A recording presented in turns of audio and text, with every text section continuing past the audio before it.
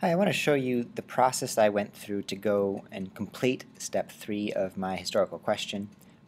Starting with the topic up here, on a day last week we asked questions about it from step 2, from the 5 W's and the spice themes, and I sort of discovered what I'm really interested about when it comes to religious leaders and religion being a force for achieving peace instead of conflict.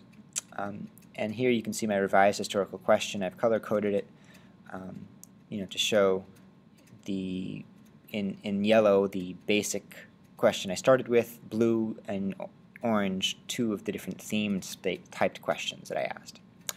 Today in class we looked at historical thinking skills, and I went through those same questions from my revised question from step 2, and I thought about what angle am I taking on this topic, and which historical thinking skill represents that. So I came up with causation, comparison, and contextualization.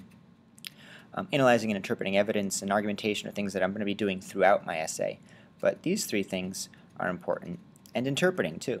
So I want to show you now. I'm going to go through, I'm going to write all this together, and it doesn't come all at once, so please watch as I reconstruct this process of going from the work we did in class today to my final step 3 historical question.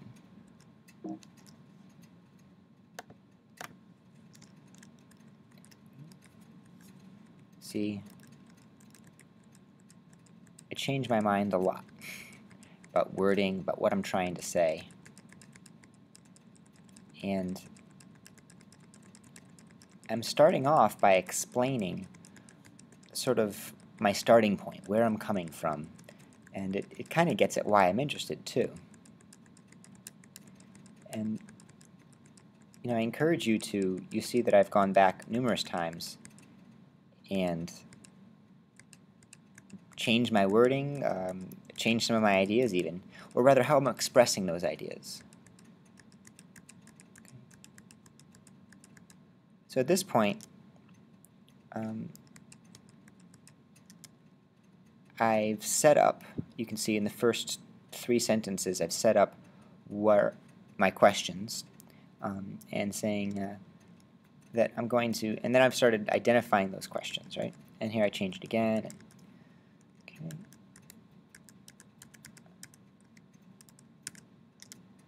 Here, now I've really set it up. There is something about the roles played, blah, blah, blah, blah, blah, that deserves further inquiry. And then I launch into my questions, and I'm revising some of my questions from above. How do religious leaders succeed in achieving peace? That's sort of here, this one that I've chosen for contextualization, when working with different faith groups in these particular contexts as a unifying principle, etc. And watch as I go through and actually refine that some more.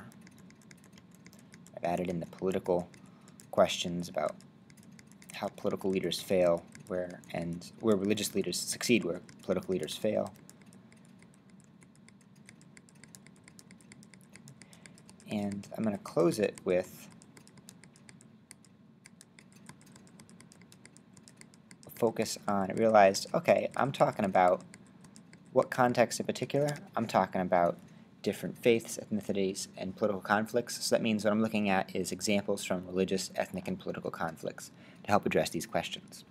What you're going to see next week is that having this historical question and having gone through this process, I'm going to be able to do it's going to be much easier for me to begin doing research. I'm going to have a much better understanding of where I'm going and why I'm going there.